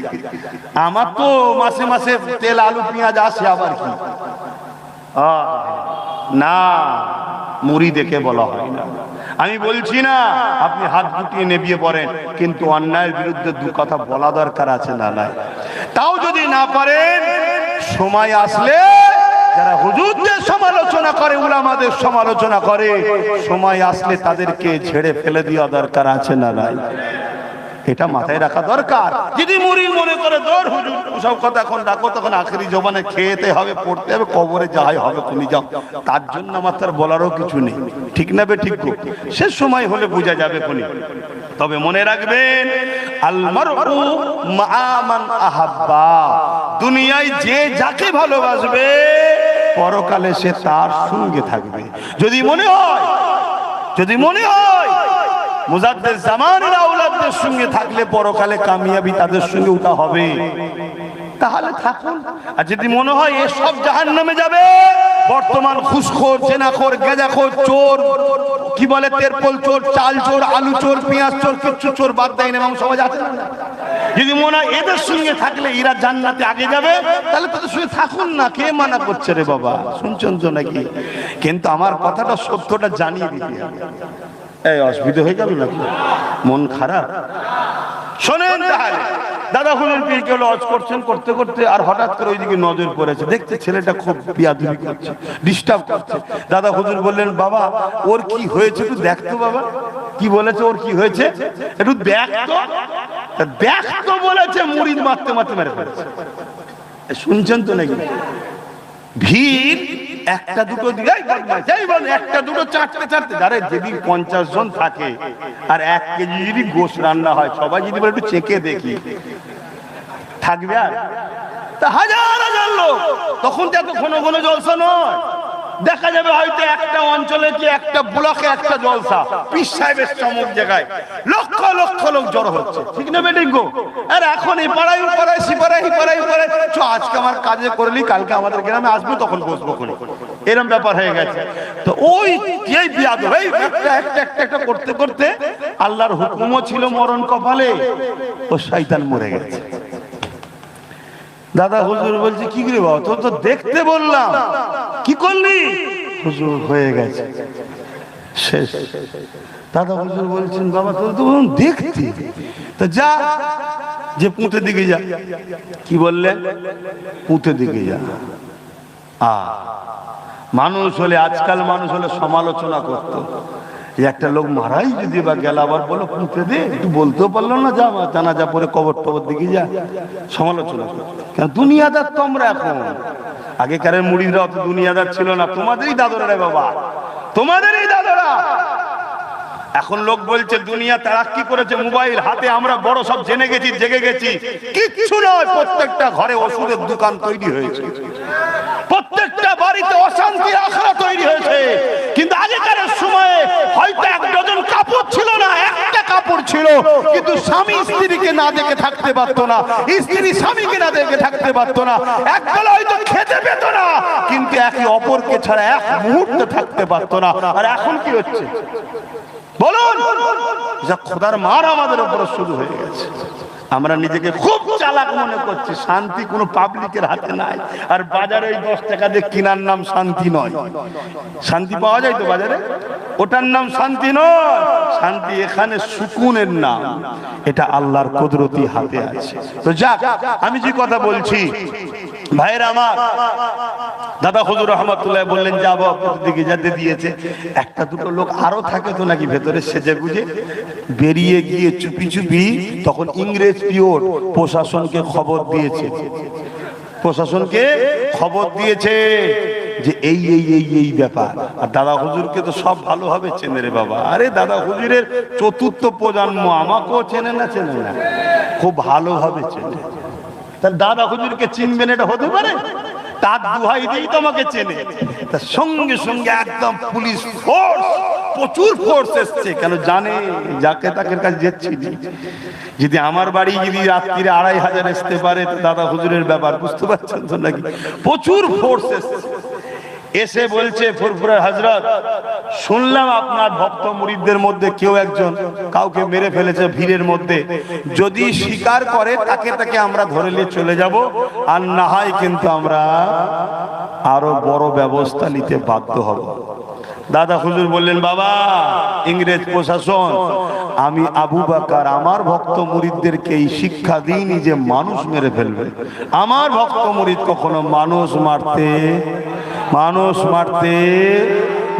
মারতে তার আওলাদ কখনো যাকে তাকে জাহান্নামের কুকুর বলতে, এটা মাথায় রাখবেন। বিশ্বাস, আবার বললাম, বিশ্বাস যদি থাকে জুড়ুন, না কেটে পড়বে। তো ভাইরা আমার, কিছু দেখি, কিছু দেখায় আল্লাহ, তারপরে অনেক কিছু বলা হয়। এলেম দুই ধরনের, একটা স্কুল মাদ্রাসা কলেজে পাওয়া যায়, আর একটা সুরাইয়া নামক তারা আছে, সেখান থেকে আল্লাহর পক্ষ থেকে আসে। এর চেয়ে বড় আর বলা যাবে না, অসুবিধা আছে।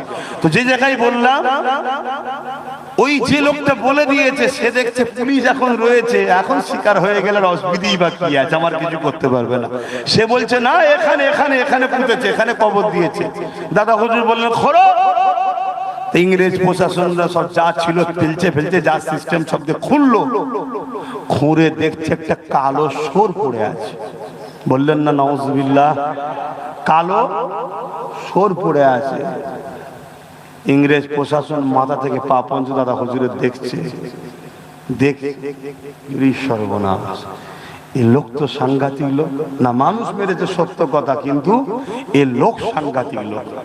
রিপোর্ট ভুল নয় ঠিক, কিন্তু এই লোকটা জাতা লোক নয়।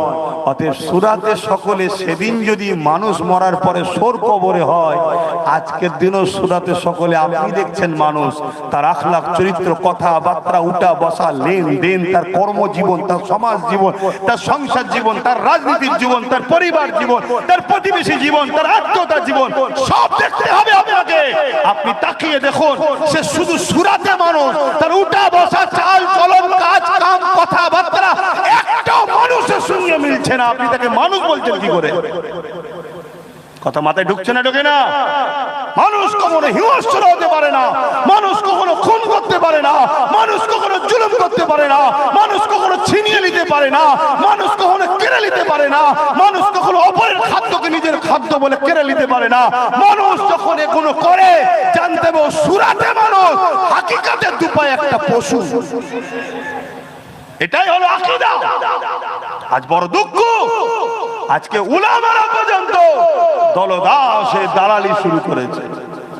তবে এটা কি নতুন না, কেউ ছিল? অসুবিধা হচ্ছে আলোচনায়। ইমামে হোসাইন পাক আলাইহিমুস সালাম নাম শুনেছেন? রাদিয়াল্লাহু তাআলা নাম শুনেছেন? জোরে বলেন। আমাদের কে হয়? বলুন বলুন, আমাদের কি হয়? আমাদের জান্নাতি যুবকদের সর্দার, অর্থাৎ আমাদেরই সর্দার। বলুন না ইনশাআল্লাহ জান্নাত যাব। বলুন না ইনশাআল্লাহ জান্নাত যাব। তাহলে আমাদের জান্নাতি যুবকদের সর্দার তিনি এজিদের বিরোধী করেছিল, ঠিক করেছিল না ভুল করেছিল? তো ইমাম হোসাইন পাকের পক্ষে মাত্র ৭২ জন, আর এজিদের পক্ষে ২৫,০০০ কারবালায় এসেছিল। আরো অনেকে ছিল বিরুদ্ধে, ইমাম হোসাইন হুজুরের বিরুদ্ধে এজিদের পক্ষে আরো অনেকে ছিল। কারবালায় এসেছে একদিকে ৭২ আর একদিকে ২৫,০০০। সংখ্যা যদি বেশি থাকলে ভালো হয়, সংখ্যা যদি বেশি থাকলেই যদি হক হয়, তাহলে আপনি কি সেদিন হোসাইন হুজুরকে কারবালায় না হক বলবেন? কেন এজিদের দিকে তো ২৫,০০০, আবার ২৫,০০০-এর মধ্যে ১৩,০০০ ছিল হাফেজ, আলেম, উলামা, মুফতি। শুনছেন আমার অসুবিধা হচ্ছে? এইসব কথা বলি আপনাদের খারাপ লাগে? কি শুনবেন? আকীদাটা তো জানুন। তাহলে কারবালার বুকে ১৩,০০০ এজিদের দিকে এসেছে, ২৫,০০০-এর মধ্যে ১৩,০০০ কারা? আলেম, হাফেজ, মুফতি। কার দিকে? এজিদের দিকে। অস্ত্র তুলেছে, কারবালায় নামাজ হচ্ছে, ইমামতি ইমামে হোসাইন, কাতার দিয়ে ইমামে হোসাইনকে ইক্তেদা করে নামাজ পড়ছে। আবার এজিদের দিকে অস্ত্র নিয়ে হোসাইনের বিরুদ্ধে লড়ছে। কেন? এজিদ অর্থ দিয়েছে, এজিদ পথ দিয়েছে, এজিদ তাদেরকে কিছু দুনিয়ার কিছু খোরাক দিয়েছে, তাই তারা ইমামে হোসাইনের পিছনে নামাজও পড়ছে, কিন্তু অস্ত্র ধরছে কার হয়ে? এজিদের হয়ে। আজকেও মুসলমান, আজকের মুসলমানকেও দেখা যাচ্ছে, এরা আজকের সমাজেও দেখা যাচ্ছে আমাদের পিছনে অনেকে ঘুরছে, আমাদের কাছে যাচ্ছে, দোয়া লিখছে, সেহন করছে, হ্যান করছে, কিন্তু দেখো অস্ত্র ধরার সময় আজকের যারা এজিদ তাদের পাশে দাঁড়িয়ে আছে। আছে না নাই? এদের দিলটা ছিল হোসাইনের দিকে, কিন্তু তাদের অর্থ লোভ নিয়ে গেল এজিদের দিকে। তাহলে সেই ১৩,০০০ আলেম, উলামা, ইমাম, মুফতি, তাদেরকে কি আপনি মুমিন বলবেন, জান্নাতি বলবেন?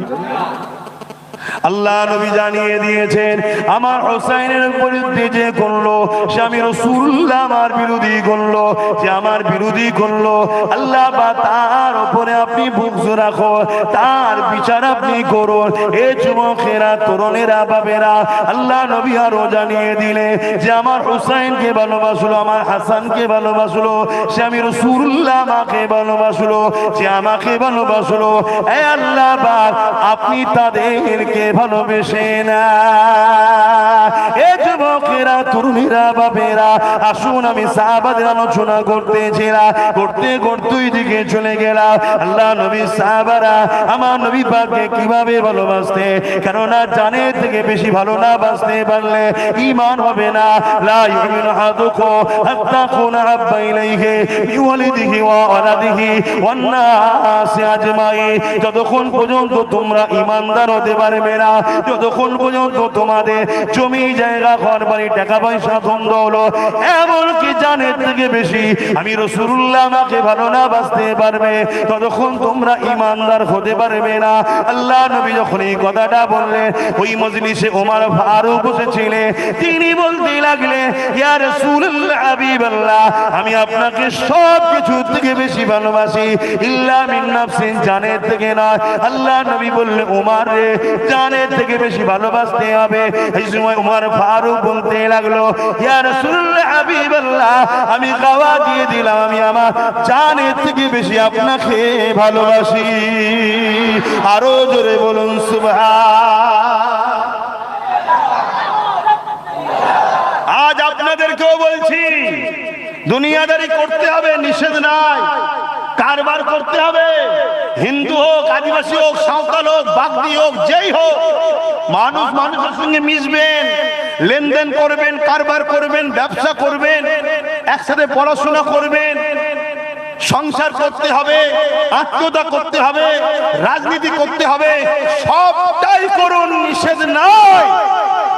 কিন্তু যখনই দেখবেন যার সাথে আপনি বন্ধুত্ব, লেনদেন, সম্পর্ক, ব্যবসা, আত্মীয়তা, সংসার, সে যদি আপনার নবীর বিরুদ্ধে বা ইসলামের বিরুদ্ধে যায়, সঙ্গে সঙ্গে তার থেকে নিজেকে সরাতে হবে, আর নয় ডিভোর্স। এবারে শুনছেন তো নাকি? সে যদি আপনার বাপ মা হয়, সে যদি আপনার পরিবার হয়, সে যদি আপনার স্বামী সন্তান হয়, সে যদি আপনার নেতাও হয়, সে যদি আপনার বিজনেস পার্টনারও হয়, আর নয় ভাই তোমার সাথে, কেন তুমি আমার ইমানে হাত দিয়েছো। কথা মাথায় ঢুকছো তো নাকি? এটা মাথায় রাখবেন। যদি এই জায়গায় তুমি বেরিয়ে আসতে না পারো, আল্লাহর পরীক্ষায় তুমি ফেল হয়ে গেলে। আল্লাহর পরীক্ষায় ফেল হয়ে গেলে। একজনের সঙ্গে তুমি দীর্ঘ 10 বছর ধরে উঠা বসা করছো, লেনদেন করছো, বা তোমার দুনিয়াবি কোনো সম্পর্ক আছে, হঠাৎ করে সে একদিন হঠাৎ করে বলল এমন কিছু কথা, যে কথাটা তোমার ইসলামকে আঘাত দিয়ে, তোমার কোরআনকে আঘাত দিয়ে, তোমার নবীকে আঘাত দিয়ে, 10 বছরের সম্পর্ক, তুমি যদি ওই জায়গায় তাকে ছেড়ে সঙ্গে সঙ্গে বেরিয়ে না আসতে পারো, জানবে তোমাকে আল্লাহ যে পরীক্ষা নিয়েছিল, এই পরীক্ষায় তুমি ফেল, কামিয়াবি আর নাই। আমি কি বুঝাচ্ছি, বুঝছেন তো নাকি? বাবেরা, নওজওয়ানেরা, নামাজ অবশ্যই পড়তে হবে, রোজা অবশ্যই রাখতে হবে, মালদারিয়াকে যাকাত অবশ্যই দিতে হবে, মালদারিয়াকে হজ অবশ্যই করতে হবে, মা বাপকে সম্মান অবশ্যই করতে হবে, বড়দেরকে সম্মান, ছোটদেরকে স্নেহ করতে হবে, এতিমের হক দিতে হবে, স্ত্রীর হক আদায় করতে হবে, স্বামীকে সম্মান ভালোবাসতে হবে, সন্তানদেরকে লালন পালন করতে হবে, দুনিয়ায় হালাল ইনকাম করতে হবে, সব কিছুই করতে হবে। কিন্তু রাসূলুল্লাহকে সবকিছুর উপরে প্রাধান্য দিয়ে, আল্লাহর দ্বীনকে সবকিছুর উপরে প্রাধান্য দিয়ে, কোরআনকে সবকিছুর উপরে প্রাধান্য দিয়ে, কেননা তোমার রব আল্লাহ তোমাকে দুটো চোখ দিয়েছে, দুনিয়ার কেউ দেয়নি। তোমার রব আল্লাহ তোমাকে দুটো হাত দিয়েছে, দুনিয়ার কেউ দেয়নি। তোমার রব আল্লাহ তোমাকে দুটো পা দিয়েছে, দুনিয়ার কেউ দেয়নি। তোমার রব আল্লাহ তোমাকে আশরাফুল মাখলুকাত মানুষ বানিয়েছে, দুনিয়ার কেউ দেয়নি। তোমার রব আল্লাহ তোমাকে জমিনে এখনো বাঁচিয়ে রেখেছে, জানটা তিনি দিয়েছে। রেজেক তো কোন একটা বাহানাতে আসে, রেজেক দিবার মালিক হলো আল্লাহ, ইজ্জত সম্মান দিবার মালিক হলো আল্লাহ।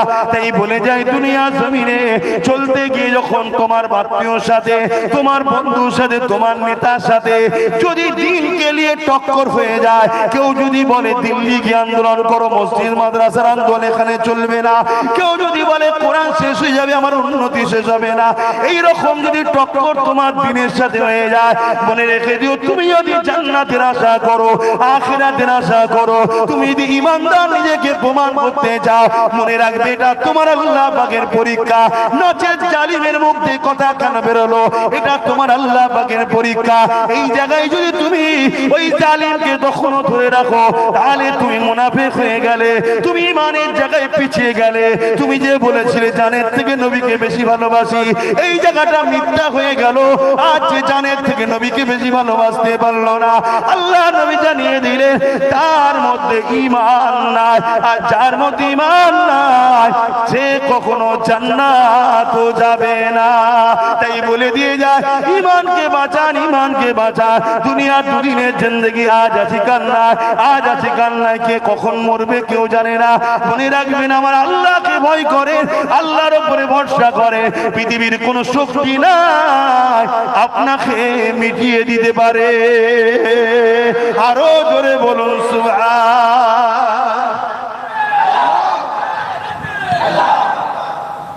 আমার আওয়াজ বুঝছেন তো নাকি? আজান দিলে জলসা বন্ধ হয়ে যাবে, কাতার দিয়ে দেবেন, নামাজ হবে, নামাজের পর দোয়া হবে। অসুবিধা হবে? আমার আলোচনায় অসুবিধা হচ্ছে যে হুজুর আরো তো আওয়াজ আছে, সেগুলো করলে হয়তো, এটা করলে কেন করছে, কেন এটা অসুবিধাটা কি হচ্ছে? কথা বুঝছেন না? বোঝেন না? এটা অসুবিধাটা কি হচ্ছে? না এটা যেন, হ্যাঁ এটা যেন আমাদের ওই জালিম নেতাদের একটু গায়ে লাগা লাগা মতো হচ্ছে না? ও তাহলে তুমি তো ওদেরকেও যে বলতে পারো যে দুনিয়ায় তো আরো বক্তব্য রয়েছে, তুমি কেন মসজিদ মাদ্রাসা কোরআনের পিছনে লেগেছো? কথা শুনছেন না শোনেন না? আরো দিক আছে জানা বাবা, সেদিকে এই দিকে কেন লাগছিস? কই বলেছো ওখানে গিয়ে? না বলবি, তাহলে জানতে হবে তুমি দুর্বল, তুমি ওর কাছে সবল, ইসলামের কাছে দুর্বল। তোমার ইসলামের উপরে দরদ নাই, তোমার বেঈমান নেতা নেত্রীর উপর দরদ। তোমার হাসন নাসর ওর সাথেই হবে, ওদের সাথেই জাহান্নামে যাবে। ওপেন বলছি। এবারে বাধা তো আসবে। ইমাম বুখারীর উপরে বাধা এসেছে, ইমাম সুফিয়ান সাউরীর উপরে বাধা এসেছে, ইমামে আযম আবু হানিফা হুজুরের উপরে বাধা এসেছে। জানেন তো নাকি সময়ের যে জালিম শাসক ছিল, ইমামে আযম আবু হানিফা হুজুরকে জেলে বন্দী করেছিল, জানেন না? হ্যাঁ, বাধা এসেছে। আরে দুনিয়া মুমিনদের জন্য অটোমেটিক জেলখানা। মুমিনদের জন্য কি আর দুনিয়া উসিজুল মুমিনিন? মুমিনদের জন্য দুনিয়া কি জেলখানা? আমরা তো এমনি জেলখানাতে আছি, নাই দেখছেন না? সুপ্রিম কোর্টের জাস্টিসকে জুতো মারলে কেস হয় না, আর আই লাভ মোহাম্মদ রাসূলুল্লাহ লিখলে কেস হয়। বুঝতে পারছেন না আমরা কোন জায়গায়? আর এর জন্য দোষী হলো আমরাই দোষী। আমরা ৭৭ বছর ৭৯ বছর ধরে পরের বাপকে বাপ বলেছি, শুধু একবারও ভাবিনি যে আমার ছেলেটা কি করে বড় হবে, আমার ছেলের কি হবে, আমার ছেলের কি হবে। শুধু ওর জমিতে না পানি চলে যায়, ওর জমিটাকে পানি দিয়ে এই করেছি আমরা। ওর জমি রক্ষো, ওর জমিতে পানি দাও। আরে তোর চাষটা কি করে হবে, একবারও আমরা ভাবিনি। আজ যখন কেউ কেউ ভাবছে বিভিন্ন জায়গায় এই মুসলমান, তাদেরকে আবার দালাল বলছে, এ জাত মার খাবে না তো তারা খাবে। হাতের সময় এখনো আছে, আল্লাহর কাছে মুখ দেখাতে হবে। মিশকাত শরীফের হাদিস, কেউ যদি জুলুম করে আর এই জুলুমকে তুমি সাপোর্ট করে যদি শক্তিশালী করো, তুমি ইসলাম থেকে বেরিয়ে যাবে। এটা আমার বাপের কথা নয়, রাসূলুল্লাহর কথা। শুনছেন তো নাকি? কোন জালিমকে তুমি যদি সাপোর্ট করো আর তুমি জানো সে জালিম জুলুম করে, আর তার সাপোর্ট করে জুলুমের শক্তিটাকে আরো পাইয়ে দিলে, তার মানে তুমি ইসলাম থেকে বেরিয়ে গেলে। উদাহরণস্বরূপ, একজনকে এমএলএ, একজনকে এমপি, একজনকে মন্ত্রী, সে জিতার পরে অনেক জুলুম করেছে, তুমি জানো সে জালিম, আবার তুমি তাকে সাপোর্ট করে জিতাচ্ছ। তুমি যদি মুসলমান হও, তোমার নবীর কথা মানতে হবে। রাসূলের হাদিস মিশকাত শরীফে, আসো তোমাদের ভাড়াটিয়া উলামাদেরকে পাঠাও, আমি ডিবোর্ডে বসবো, তখন তো দলিল দেখাবো। তোমরা শুনে রেখে দাও, রাসূল বলছে সে ইসলাম থেকে বেরিয়ে যাবে। ইসলাম থেকে যে বেরিয়ে যায় সে মসজিদে গিয়ে নামাজ পড়ে কি করবে? ইসলাম থেকে যে বেরিয়ে যায় সে রোজা রেখে কি করবে? ইসলাম থেকে যে বেরিয়ে যায় সে হজ করে কি করবে? ইসলাম থেকে যে বেরিয়ে যায় সে মুসলমান দাবি করে কি করবে? শুনছেন তো? তাহলে আপনারা ইসলাম থেকে বেরিয়ে যাবেন আর আমি চুপ করে বসে থাকবো, এটা চাইছেন নাকি? তাহলে দাওয়াত করবেন না, আমি আসবো না। দাওয়াত করবেন না, আমি আসবো না। আর যদি মনে হয় না আমরা আপনাদেরকে ভালোবাসি শুধু দুনিয়ার জন্য নয়, আখিরাতের জন্য, তাহলে শোনো, কিয়ামতের দিন আল্লাহ আলেমদের ঘরে বেহিসাব জান্নাত দেবে। জোরে বলুন সুবহানাল্লাহ। আর আলেমরা যখন জান্নাতে যেতে যাবে, ওই সময় মানুষজন তাদেরকে রাস্তায় ধরবে, ময়দানে মাহশর ধরবে। আপনারা যাচ্ছেন কোথায়? না, আল্লাহ আমাদের জান্নাতি ঘোষণা করেছে। আপনারাই তো ওয়াজ করতেন, দুনিয়ায় যে যাকে ভালোবাসবে তার সঙ্গে জান্নাতে যাবে। আমরা তো আপনাদেরকে ভালোবাসতাম। ও আব্বাস সিদ্দিকী, তুমি নবীর দিনের জন্য যখন ডাকতে আমরা বেরিয়ে পড়েছিলাম, যখন রাসূলের জন্য ডাকতে আমরা বেরিয়েছিলাম, যখন ইনসাফ নাই, সত্য ইনসানিয়াতের জন্য ডাকতে আমরা সাড়া দিয়েছিলাম। এই সাড়া দিতে গিয়ে কত জেল খাটতে হয়েছে, কত মার খেতে হয়েছে, কত ঘর ভেঙে দিয়েছে, কত জুলুম হয়েছে, কত অধিকার কেড়ে নিয়েছে, সব সহ্য করে তোমার সাথ দিয়েছিলাম। কেন তুমি হকের পক্ষে সাথ দিয়েছো? তা আজকে চলে যাচ্ছ, তার মানে এ আলেমী হাক্কানীরা চলে যাচ্ছ, তার মানে আমাদেরকে নিয়ে যাবে না। তখন তারা বলতে লাগবে যে হ্যাঁ অবশ্যই ঠিক বলেছো। তারা ফিরে এসে আল্লাহর আরশ আজিমের নিচে সিজদায় পড়ে বলবে, আল্লাহ আমরা দুনিয়ায় আপনার নবীর কথা শোনাতাম, আল মারউ মা মান আহাব্বা। আজকে যারা আমাদেরকে ভালোবাসতো তারা রয়ে গেছে, তাদেরকেও আমাদের সাথে জান্নাত দেন না। আল্লাহ নবী বলছেন এক খাঞ্চাই বসে যদি কেউ আলেমের সাথে খেয়েও থাকে সেও যাবে জান্নাতে। জোরে বলুন সুবহানাল্লাহ। এবারে প্রশ্ন রইল, এই আলেমটা কারা? তুমি আমি যাকে আলেম মনে করছি সে আলেম নয়, আল্লাহ যাকে আলেম মনে করে। আল্লাহ কোন আলেমের কথা বলেছে?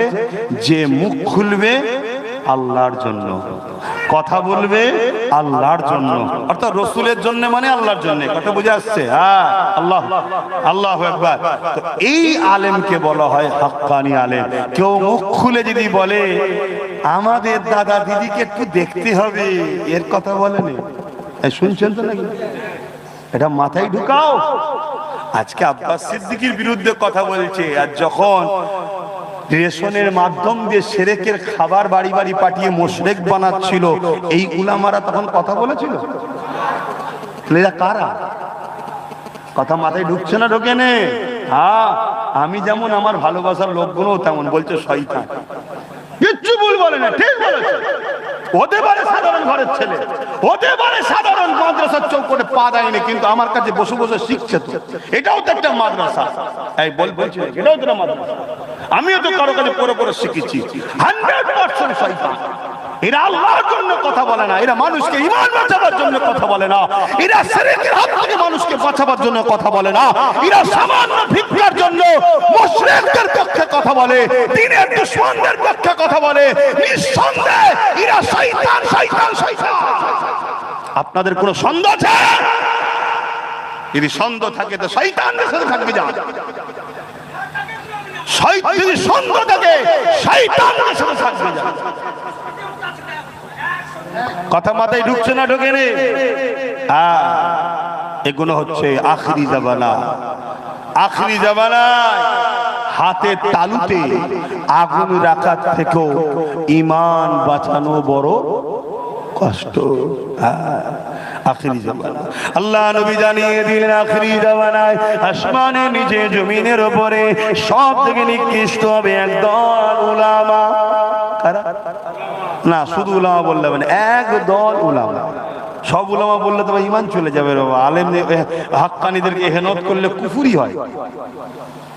একদল উলামা জমিনের উপরে আসমানের নিচে যারা হবে সব থেকে নিকৃষ্ট। এ যুবকেরা, তরুণেরা, বাপেরা, এই নিকৃষ্ট উলামাদেরকে চিনবেন কি করে? আপনারা সাধারণ মানুষ, খেটে খাওয়া মানুষ, দিন মজুরি মানুষ, জেনারেল লাইনে শিক্ষিত মানুষ, আপনারা বুঝবেন কি করে? আপনাদেরকে আমি সাধারণভাবে একটা ছোট্ট টপিক দিয়ে যায়, যেমন সোনা চেক করতে গেলে কোনটা অরিজিনাল কোনটা ডুপ্লিকেট, এর জন্য কষ্টি পাথর লাগে। তাই কে মুমিন আলেম কে মুনাফিক আলেম এটা চেনার জন্য আপনাদেরকে একটা কষ্টি পাথর দিয়ে যাচ্ছি।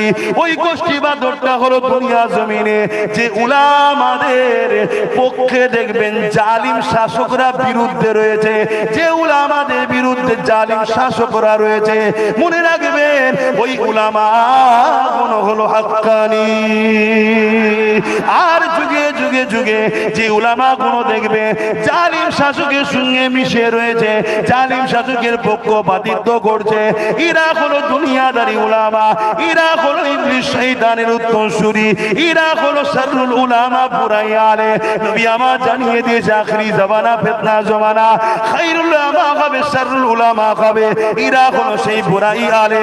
আর একটা নমুনা আপনাদেরকে বলে দিয়ে যায়, যে উলামার ওয়াজ শুনছে, ওয়াজ শুনতে শুনতে দেখবেন যে উলামা আপনাকে নবীর সঙ্গে জুড়তে চাইছে, যে উলামা আপনাকে নবীর মাকাম বোঝাচ্ছে, যে উলামা আপনাকে নবীর আজমাত বোঝাচ্ছে, যে উলামা আপনাকে নবীকে নবী নবী নবী নবী নবী জানাচ্ছে। অর্থাৎ সব জায়গায় নবীকে দরকার।